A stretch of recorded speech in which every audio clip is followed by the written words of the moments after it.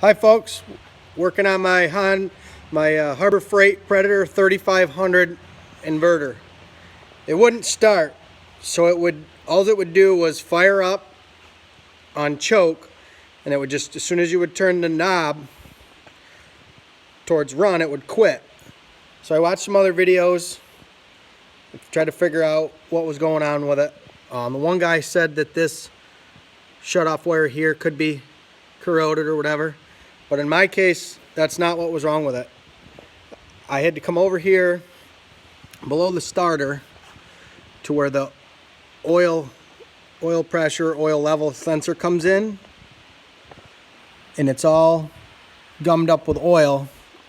And as soon as I unplug that, it allows my machine to run. So I'm gonna go ahead and clean that, and that's gonna take care of the problem. So if yours is doing the same thing, go ahead and check that that oil sensor plug there.